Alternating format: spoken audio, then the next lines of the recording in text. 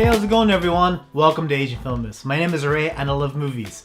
And the movie we'll be talking about today is a 2017 mystery drama thriller film, Yurigokoro. It stars 3 actors in Japanese cinema who I really like today.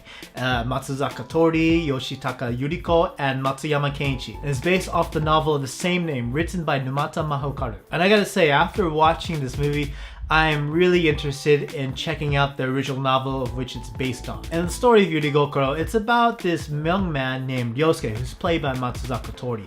And one day his fiance goes missing without a trace. And while he's waiting for some answers from friends, he goes and looks through his dad's study and finds this journal, this notebook with the title Yurigokoro. And as he pulls out, he reads through it and discovers that this is a journal of a serial killer, depicting her early days from when she was a child into her adulthood. And in this journal, it details various killings by this woman named Misako, who's played by Yoshitaka Yuriko. And every time Ryosuke comes back to read it, he's engrossed in the story and he can't put it down. And something just draws him into this life of this murderer. And as he reads more into Yurigokoro, some dark things awaken in the back of Ryosuke's mind. And so the narrative of Yurigokoro, it kind of has 2 stories to tell. We have Ryosuke's story and we have Misako's story. And both stories are intriguing to watch, and the way they each conclude,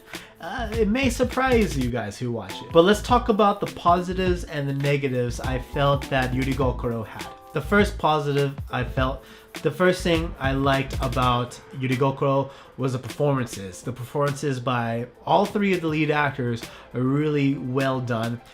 They're really intriguing. It really made their characters not only charming and interesting, but also likable. And you really care about what happens to each of the characters. But if I had to choose a performance out of all 3 actors that stuck out the most, it would have to be Yoshitaka Yuriko's character of Misako. I thought her character and her journey was the most intriguing and interesting out of all 3. And with that being said, of course, as I mentioned earlier, Misako is a serial killer at the center of the story that is Yurigokoro.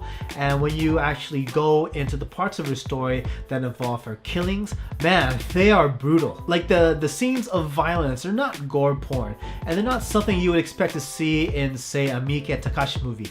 Instead, I thought they were cleverly crafted, and the violence was really subtle and was really eerie in essence. There's some scenes that were just brutal, like there was this one scene of this elementary school boy getting his head crushed by a gutter cover. Granted, you don't see what actually happens to the head, but when you see it building up to it, to when it finally happens, the killing is kind of left off screen, but there definitely is a big loud noise to shake you up when it happens. There's scenes of wrist slitting, there's scenes of little kids drowning. I mean, this movie can be pretty gruesome when it wants to, but at the same time, it's like, as I said, it's not violence for the sake of violence. And rather, whenever there's a death scene or a killing scene, I thought the way they were portrayed on screen was really artistically well done. Like, it's really kind of funny to say that, but it just felt like that. And each of the killings and each of the deaths really add to Misako's character, and all the while making her more intriguing. That being said, the overall story of Yurigokoro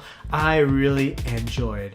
And as I said before, the story focuses on 2 primary stories. You have Ryosuke's story and Misako's story. And I thought overall Misako's story was a more entertaining one to watch, but that doesn't discount Ryosuke's story as being equally important. And the film takes you on this murder mystery ride, and all the while you're kind of wondering, how do these stories connect? Why is Ryosuke coming back to read this story which seems like has no relevance to his story at all? But as you go along, you get to see kind of connections and bridges being formed. And when you see everything come together, I thought it was a well-deserved revelation. There was a very excellent soundtrack that really set the mood for this eerie and atmospheric story. Gotta keep going back to Misako. I really enjoyed her character. I really enjoyed her arc, and the way the film uses symbolism to show Misako's growth and her story, I thought was really clever from beginning to end. And even though she's a murderer,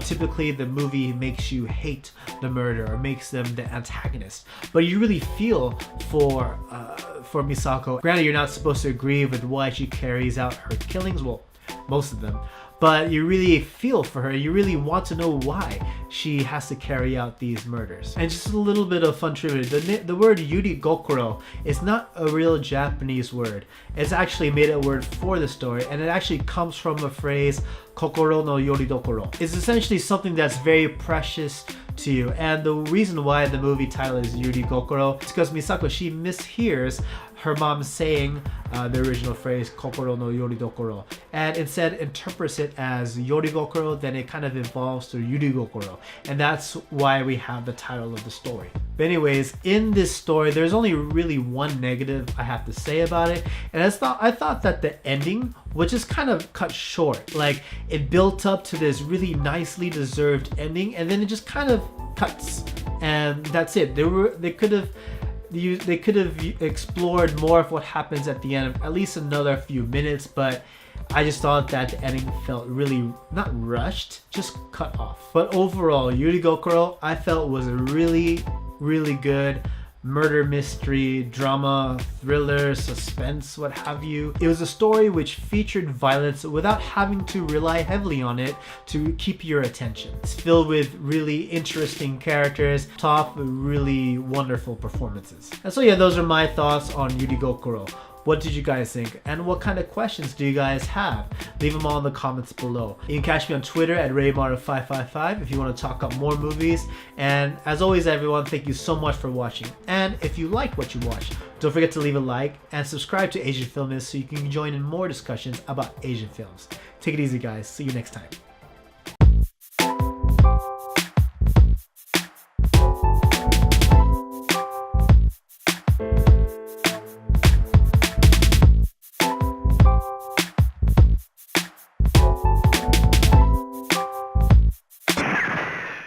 獲物は確かにいただいたぜ。